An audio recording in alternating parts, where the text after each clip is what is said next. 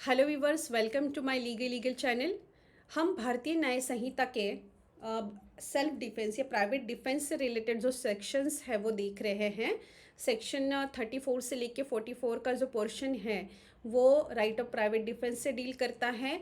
तो इसके पहले वाले सेशन में हमने सेक्शन 36 तक देखा है। आज के सेशन में हम सेक्शन 37 देखने जा रहे हैं।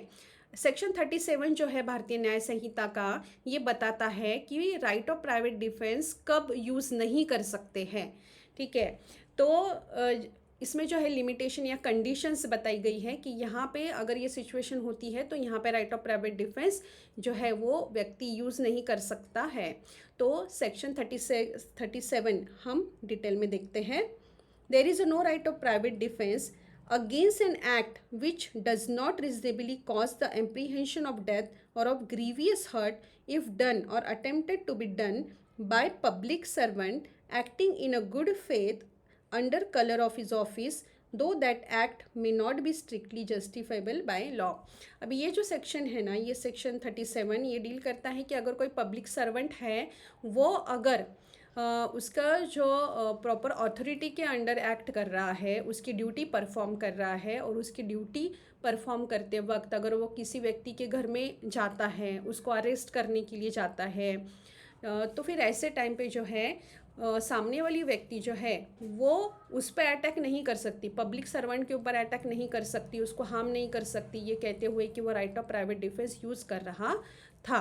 तो यहाँ पे इम्पोर्टेंट फैक्टर क्या आ गया कि जो पब्लिक सर्वेंट है वो कैसा है, he acting in a good faith, वो उसकी ड्यूटी परफॉर्म कर रहा है या जो उसको अथॉरिटी दी गई है उसके अथॉरिटी के अंडर उसकी ड्यूटी परफॉर्म कर रहा है, या सपोज मैजिस्ट्रेट के ऑर्डर के अंडर वो किसी को अरेस्ट करने गया है, उसके पास अरेस्ट वारंट है, तो ऐसे टाइम पे जो है वो व्यक्ति जो है वो खुद की ड्यूटी परफॉर्म कर रहा है। तो ऐसे टाइम पे सामने वाला व्यक्ति जो है वो अटैक नहीं कर सकता, हार्म नहीं पहुंचा सकता, ये कहते हुए कि मैं राइट ऑफ प्राइवेट डिफेंस जो है वो यूज़ कर रहा था। There is no right of private defense against an act which does not reasonably cause the apprehension of death or grievous hurt if done or attempted to be done by direction of public servant acting in a good faith under color of his office, though the direction may not be strictly justifiable by law। अगर यहाँ पे वही चीज़ आ गई कि जब तक कि सामने वाले व्यक्ति यानी जो व्यक्ति जो है जो right of private defence claim करना चाहता है उसको डेथ या ग्रीवियस हर्ट का जो है वो बोल सकते हैं कि डर नहीं लग रहा है कि अगर उसको जब तक उसकी जान को धोखा है या फिर उसको ग्रीवियस हर्ट हो सकता है, ऐसा कोई एक्ट जो है वो सामने वाली व्यक्ति नहीं कर रहा है, तो तब तक जो है ये व्यक्ति राइट ऑफ प्राइवेट डिफेंस करके कोई भी एक्शन नहीं ले सकती है। और सामने वाली व्यक्ति जो पब्लिक सर्वेंट है जिसके अगेंस्ट अगर वो एक्ट कर रहा है, तो पब्लिक सर्वेंट जो है अगर वो उसकी ड्यूटी परफॉर्म कर रहा है तो यहाँ पे जो है वो व्यक्ति राइट ऑफ प्राइवेट डिफेंस के अंतर्गत पब्लिक सर्वेंट को मार नहीं सकता, उसको भी हर्ट नहीं पहुँचा सकता, क्योंकि यहाँ पे पब्लिक सर्वेंट जो है वो उसकी ड्यूटी परफॉर्म कर रहा है। in case in which there is a time to have resource to protection of the public authority, यानी वही चीज़ आ गई कि यहाँ पे जो व्यक्ति right of private defence claim करके अगर पुलिस अथॉरिटी को अगर वो मार रहा है या पीट रहा है, तो ऐसे टाइम पे जो है ये सडन एक्शन अगर नहीं है, अगर उसको टाइम है कि वो किसी और को कॉल कर सकता है, हेल्प की मदद के लिए बुला सकता है, तो ऐसे टाइम पे जो है वो व्यक्ति राइट ऑफ प्राइवेट डिफेंस जो है वो क्लेम नहीं कर सकता है और उसके अंतर्गत जो पब्लिक सर्वेंट है उसको हार्म नहीं पहुंचा सकता है। अभी the right of private defence is no case extend to the inflicting of more harm than it is necessary to inflict for the purpose of defence. यहाँ पे जो है वो ठीक है, वो मना कर सकेगा, अगर अरेस्ट करने के लिए आए तो ये मना कर सकेगा या बोलेगा कि तुमको क्या अथॉरिटी है, तुम्हारे पास वारंट है क्या, अगर वारंट है तो फिर ठीक है, अगर नहीं है वारंट तो फिर ये उसको मार नहीं सकता कि तू विदाउट वारंट या वैसे मेरे पास आया है या इंक्वायरी कर रहा है। ठीक है, तो यहाँ पे जो है ये इनकेस मना कर सकता है या बोल सकता है, लेकिन ये अननेसेसरी जो है हार्म नहीं पहुँचा सकता है पब्लिक सर्वेंट को। तो यहाँ पे जो है कि ये the right of private defence in no case extend to inflicting of more harm than it is necessary. ठीक है, अब इसमें एक्सप्लेनेशन 1 और एक्सप्लेनेशन 2 दिया गया है। एक्सप्लेनेशन 1 कहता है a person is not deprive of the right of private defence against an act done or attempted to be done by public servant as such unless he knows or has a reason to believe that the person doing the act is a public servant. Explanation ए ये 1 ये कहता है कि person को right of private defence available है अगर उसको ये पता ही नहीं है कि सामने वाली व्यक्ति जो उसके घर में आई है, ठीक है, तो वो पब्लिक सर्वेंट है, ये उसको पता ही नहीं है, तो तब वो right of private defence use कर सकता है। अगर उसको ऐसा लगता है कि उसकी जान को धोखा है या ग्रीवियस हर्ट हो सकता है, ऐसे टाइम पे जो है वो right of private defence use कर सकता है। और उसको अगर पता ही नहीं कि सामने वाली व्यक्ति पब्लिक सर्वेंट है, तो तब तक उसका जो ये राइट ऑफ प्राइवेट डिफेंस है ये अवेलेबल होता है। लेकिन जब भी उसको पता चलेगा, सामने वाली व्यक्ति उसको बताएगी, उसका आई कार्ड बताएगी, जो भी उसकी अथॉरिटी वो बताएगी कि वो पब्लिक सर्वेंट है, ऑफिसर है, तो जब वो बताएगी उसको मालूम पड़ गया, तो उसके बाद जो है वो राइट ऑफ प्राइवेट डिफेंस जो है वो अवेलेबल नहीं रहेगा। एक्सप्लेनेशन 2 बोलता है a person is not deprive of right of private defence against an act done or attempted to be done by direction of public servant unless he knows or has reason to believe that the person doing the act is acting by such a direction or unless such a person state the authority under which he act or if he has authority in a writing unless he produces such authority if demanded।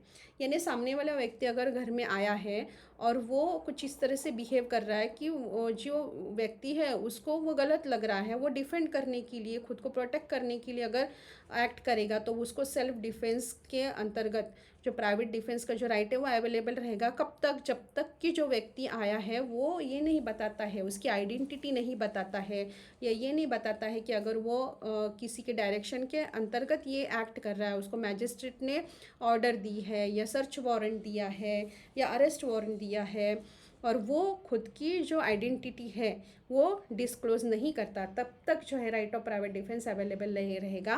और जब वो व्यक्ति जो है वो authority बताता है, search warrant बताएगा कि हाँ उसके पास जो है वो सर्च वारंट है, या फिर उसके पास जो है वो अरेस्ट का वारंट है, तो ऐसे टाइम पे जो है वो व्यक्ति जो है जो पब्लिक सर्वेंट है वो ये जो उसके घर के अंदर जो एंट्री कर रहा है, सर्च कर रहा है, या उसको अरेस्ट करने के लिए जो उसको फोर्स कर रहा है, तो ऐसे टाइम पे जो है पब्लिक सर्वेंट जो है ये उसके ऊपर फोर्स अप्लाई कर सकता है। तो वो जो व्यक्ति के ऊपर वो करेगा, वो व्यक्ति जो है उसको राइट ऑफ प्राइवेट डिफेंस जो है वो लागू नहीं होगा। वो जो है वो राइट ऑफ प्राइवेट डिफेंस के अंतर्गत जो है वो एक्सेप्शन क्लेम नहीं कर सकता है कि हाँ मुझे राइट ऑफ प्राइवेट डिफेंस इसके अंतर्गत मैंने इस तरह से जो है वो एक्ट किया। This section defines situation where a person cannot claim the right of private defense. It also establishes limit on extent of force that can be used in self defence. यहाँ पे ये भी बताता है कि सेल्फ डिफेंस में जो act किया जाएगा वो भी कैसा होना चाहिए, रीजनेबल होना चाहिए। जो फोर्स यूज़ किया जाएगा वो व्यक्ति से, तो वो भी रीजनेबल होना चाहिए, लिमिट के अंदर होना चाहिए। ठीक है, इसके कुछ एग्जाम्पल देख लेते हैं। No right of private defence against public servant acting in a good faith. ये सेक्शन क्या कहता है कि right of private defence public servant जो कि उसकी ड्यूटी परफॉर्म कर रहा है उसके अगेंस्ट जो है वो लागू नहीं होती। जो राइट ऑफ प्राइवेट डिफेंस है वो व्यक्ति को पब्लिक सर्वेंट के अगेंस्ट जो है वो मिलता नहीं है। If a public servant that is police officer, government officials act in a good faith under their official duty and the act does not cause a reasonable fear of death or grievous hurt, the private defense cannot be claimed। जब तक उसको ऐसा नहीं लगता कि उसकी जान जा सकती है, उसको ग्रीवियस हर्ट हो सकता है, इस तरह का एक्ट का डेंजर जब तक नहीं लगता, तब तक राइट ऑफ प्राइवेट डिफेंस जो है वो व्यक्ति यूज़ नहीं कर सकता है against the person who is performing his legal duty, who acting in a good faith. Even if the act is not strictly legal, as long as it is done in a good faith, defense is not allowed। A police officer stopped B on suspicion of a minor traffic violation. B, thinking he is being harassed, punches the officer. Here, B cannot claim private defense as the officer was acting in a good faith. Suppose कोई traffic signal कोई minor traffic signal है, traffic rule को जो है follow नहीं करता है, traffic rule break करता है, और अगर जो वहाँ पे ट्रैफिक पुलिस खड़ा है वो उसको रोकता है, तो ऐसे टाइम पे अगर वो जो व्यक्ति को रोका गया उसको गुस्सा आता है, वो उसको मारने लगता है, तो यहाँ पे जो right of private defence applicable नहीं होगा.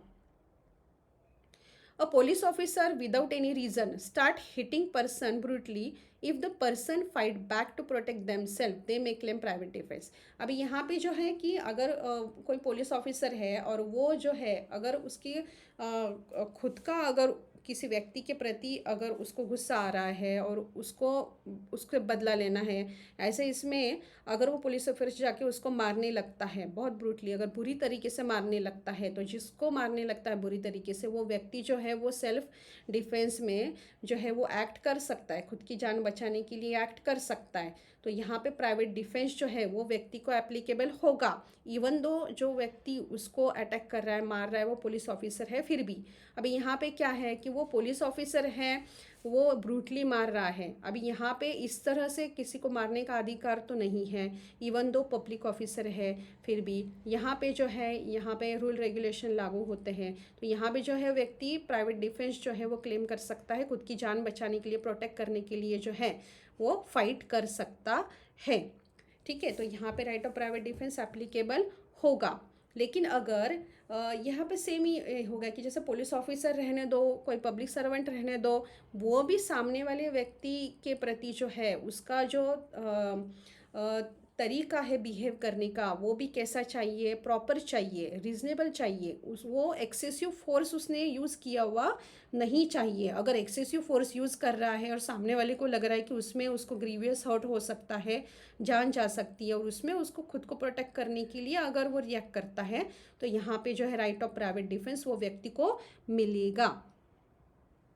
No right of private defence against person acting under the direction of public servant. Public servant के अथॉरिटी के अंडर अगर व्यक्ति जो है वो एक्ट कर रहा है, इन गुड फेथ वो एक्ट कर रहा है, और उसको किसी को जान लेने का या ग्रीवियस हर्ट करने का कोई इरादा नहीं है, तो ये ऐसे टाइम पे जो है right of private defence applicable नहीं होता है. ठीक है. Even if the instruction is not legally valid, private defence is not allowed. जैसे मैजिस्ट्रेट है, अथॉरिटी देते हैं कि जाओ उनको अरेस्ट करके लाओ, या जाओ सर्च वारंट है वो देते हैं अथॉरिटी सर्च करने का, किसी के घर के अंदर घुस के जो है सर्च करने का, तो ऐसे टाइम पे जो है ये right of private defence applicable नहीं होगा. A municipal officer order his team to remove illegal street vendor. If vendor attack the officer or his team claiming private defense, it is not justified. ठीक है. Municipal officer जो होते हैं वो जो street पे जो वेंडर होते हैं वो इलीगल तरीके से जो है वहाँ पे जो है स्ट्रीट पे उनका जो है वो बिजनेस या जो भी है उनकी चीज़ें बेच रहे हैं, तो यहाँ पे अगर वो म्यूनसिपल ऑफिसर जो है उनका काम करने के लिए आते हैं, तो यहाँ पे जो वेंडर है वो अगर सारे मिलके उन पे अटैक करते हैं कि नहीं हम ये नहीं करने देंगे, तो यहाँ पे जो अटैक करने वाले हैं वेंडर वो ये क्लेम नहीं कर सकते कि हमने right of private defence use किया है. No right of private defense if there is a time to seek help from authority. If a person has enough time to seek police or government help, they cannot take the law in their hand. Private defense applies only when there is an immediate threat and no time to call protection. X see his neighbor encroaching on his land. Instead of reporting it to authority, X physically attack his neighbor. X action is illegal as he had time to seek legal help. ठीक है. यानी ये भी बताता है कि ये condition इसके पहले भी हमने डिस्कस किया है कि राइट ऑफ प्राइवेट डिफेंस ये कब एप्लीकेबल होगा, कि जहाँ पे अगर तुमको अथॉरिटी पुलिस ऑफिसर को या हेल्प के लिए पुलिस ऑफिसर को बुलाने का टाइम है, तो वहाँ पे जो राइट ऑफ प्राइवेट डिफेंस जो है वो यूज़ नहीं कर सकते हैं. ठीक है. अगर ये सडन है, सडनली या इमीडिएट थ्रेट होता है खुद को जान को, तो यह ऐसे टाइम पे जो है राइट ऑफ प्राइवेट डिफेंस जो होता है वो यूज़ किया जा सकता है. If a theft suddenly enter Y's house at a night with a weapon, Y has no time to call police. Y can use force to defend himself. ठीक है, तो यहाँ पे जो एक्ट है, सपोज कोई व्यक्ति रात के टाइम पे चाकू छुरे लेके घर के अंदर घुसता है, तो यहाँ पे अगर घर का व्यक्ति जाग जाता है, देखता है और उससे प्रोटेक्ट करने के लिए वो एक्शन करता है। अभी यहाँ पे तो इतना टाइम नहीं है ना कि वो बोलेगा हाँ रुको मैं पुलिस को कॉल करता हूँ उसके बाद तुम्हारी चोरी करो। यहाँ पे तो इतना टाइम नहीं होता है, ये सडन एक्शन होती है। तो ऐसे टाइम पे व्यक्ति को खुद की जान, घर वालों की जान बचाने के लिए सडनली एक्ट करना ज़रूरी होता है। तो ऐसे टाइम पे जो है वो राइट ऑफ प्राइवेट डिफेंस जो है वो यूज़ कर सकता है। No excessive use of force in a private defence, यही है कि वो एक्सेसिव फोर्स यूज़ नहीं कर सकता है। यानी कैसे कि जैसे हमने एग्जांपल देखा था कि सपोज़ किसी का फार्म है, उसके अंदर कोई घुस के आया है, वहाँ पे जो सब्जी है, फल है, वो चुरा के लेके जा रहा है। ओनर ने देखा कि वो तो फल चुरा के लेके जा रहा है, इसलिए उसने गन निकाली और उसको मार दिया। यहाँ पे वो ओनर ये नहीं बोल सकता है कि मैंने right of private defence use किया है, क्योंकि यहाँ पे जो उसने एक्शन किया है तो ये कैसा है, ये एक्सेसिव यूज़ ऑफ फोर्स है, ये एक्सेसिव एक्शन है उसकी, तो ये अलाउड नहीं है। यहाँ पे राइट ऑफ प्राइवेट डिफेंस जो है वो क्लेम नहीं कर सकता है। तो इस तरह से जो है हमने कुछ एग्जाम्पल्स देखे हैं। ठीक है, तो इसमें इम्पॉर्टेंट यही है एक तो कि अगर कोई पब्लिक अथॉरिटी, पब्लिक सर्वेंट जो है वो लॉफुली उसकी ड्यूटी परफॉर्म करते वक्त अगर एक्ट करता है तो सामने वाला व्यक्ति उस पर अटैक नहीं कर सकता है और ये नहीं क्लेम कर सकता है कि उसने राइट ऑफ प्राइवेट डिफेंस जो है वो यूज़ किया है। सेकेंडली, जब तक उसको अगर नॉलेज है कि वो सामने वाला व्यक्ति पब्लिक सर्वेंट है तो वो तो right of private defence use नहीं कर सकता है। अगर उसको पता ही नहीं है और अगर वो व्यक्ति ने उसकी अथॉरिटी या उसकी आइडेंटिटी नहीं बताई और व्यक्ति को पता ही नहीं है कि वो पब्लिक सर्वेंट है, उसको लगा कि सडनली घर के अंदर कोई घुस के आया है, तो उस वो डर के मारे अगर कोई एक्शन करता है तो यहाँ पे जो है तब तक उसको राइट ऑफ प्राइवेट डिफेंस जो है वो अवेलेबल रहेगा। लेकिन उसको अगर मालूम पड़ता है कि पब्लिक सर्वेंट है तो फिर वो राइट ऑफ प्राइवेट डिफेंस जो है वो यूज़ नहीं कर सकता है। ठीक है, a group of people start demolishing Y shop without explanation. If they do not show any legal order when asked, Y can defend his property. अगर कोई आए, अचानक से लोग आए और अगर वो वाई की शॉप जो है वो डिमोलिश कर रहे हैं, गिरा रहे हैं। अभी यहाँ पे वाई ने कहा कि तुमको क्या अथॉरिटी है, तुम्हारे पास क्या ऑर्डर क्या है, क्या कौन से अथॉरिटी के अंडर तुम मेरी ये शॉप गिरा रहे हो। लेकिन सामने वाले व्यक्तियों ने जो है वो कुछ बताया ही नहीं है कि उनके पास क्या लीगल कुछ प्रूफ है, ऑर्डर है, वो बताया ही नहीं है। तो वाई क्या करेगा, वाई थोड़ी खुद की शॉप ऐसे गिराने देगा, वो तो मांगेगा ना तुम्हारे पास क्या अथॉरिटी है। अगर वो अथॉरिटी नहीं बताएंगे इन रिटर्न तो फिर यहाँ पे वाई जो है वो क्या करेगा, उसकी शॉप प्रोटेक्ट करने के लिए जो एक्शन उसको नेसेसरी है वो करेगा। तो यहाँ पे राइट ऑफ प्राइवेट डिफेंस जो है उसको एप्लीकेबल होगा, वो यूज़ कर सकता है, क्योंकि उसकी प्रॉपर्टी जो है, उसकी प्रॉपर्टी को बचाने के लिए जो है वो जो भी फोर्स है, रीजनेबल फोर्स ये यूज़ कर सकता है। वाई जो है वो राइट ऑफ प्राइवेट डिफेंस जो है यूज़ कर सकता है। तो इसका कंक्लूजन यही है कि private defence can not be claim against public servant acting in a good faith. If there is a time to seek help, one must do so instead of taking violent action. Third, force use in a private defense must be necessary and not excessive. And fourth, if a public servant and their agent does not identify themselves properly, private defense may still apply. ठीक है, इसके 4 factor जो है वो important है। एक तो जो है वो पब्लिक सर्वेंट जो है वो कैसा एक्ट कर रहा है, he acting in a good faith, वो गुड फेथ में एक्ट कर रहा है। सेकेंड चीज़ क्या है कि जो पर्सन प्राइवेट डिफेंस यूज़ करने वाला है वो उसको इतना टाइम है कि वो he can seek the help, वो अथॉरिटी जो भी प्रॉपर अथॉरिटी है उससे हेल्प मांग सकता है। अगर इतना टाइम है तो फिर ये right of private defence applicable नहीं होगा। अगर उसको इतना टाइम नहीं है और इमीडिएट डेंजर है, इमिनेंट डेंजर है, तो फिर यहाँ पे राइट ऑफ प्राइवेट डिफेंस उसको जो है वो लागू होगा। थर्ड चीज़ जो है इसमें की वो ये है कि जो व्यक्ति right of private defence use कर रहा है उसका फोर्स कैसा होना चाहिए, he must use the force which must be necessary.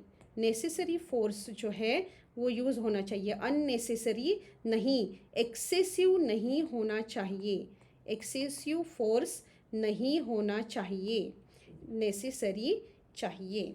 तो ये कुछ इम्पोर्टेंट फैक्टर्स हैं जो कि ध्यान में लेना बहुत ज़रूरी है। तो ये सेक्शन जो है ये चीज़ें बताता है कि जब यहाँ पे ये चीज़ें होगी तो फिर राइट ऑफ प्राइवेट डिफेंस जो है वो अवेलेबल नहीं होगा। तो ये 4 फैक्टर जो है ये बहुत इम्पॉर्टेंट हैं। अगर ये चीज़ें, यानी अगर वो पब्लिक सर्वेंट है, he lawfully acting, he is acting in a good faith, उसकी जो ड्यूटी परफॉर्म कर रहा है तो right of private defence available नहीं होगा।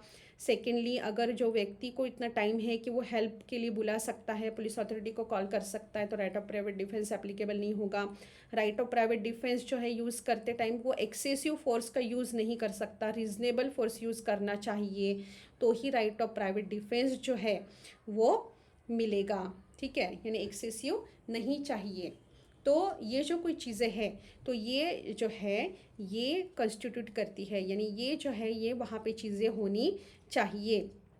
और फोर्थ क्या था पॉइंट कि पब्लिक सर्वेंट जो है अगर उसने बताया ही नहीं है कि वो पब्लिक सर्वेंट है, सामने वाले व्यक्ति को पता ही नहीं है कि वो पब्लिक सर्वेंट है, तो तब तक जो है वो राइट ऑफ प्राइवेट डिफेंस जो है वो मिलेगा। लेकिन जैसे ही पता चलेगा, वो व्यक्ति उसकी आइडेंटिटी बताएगा कि वो पब्लिक सर्वेंट है, ही परफॉर्मिंग हिज ड्यूटी, तो यहाँ पे जो है राइट ऑफ प्राइवेट डिफेंस जो है वो नहीं मिलेगा।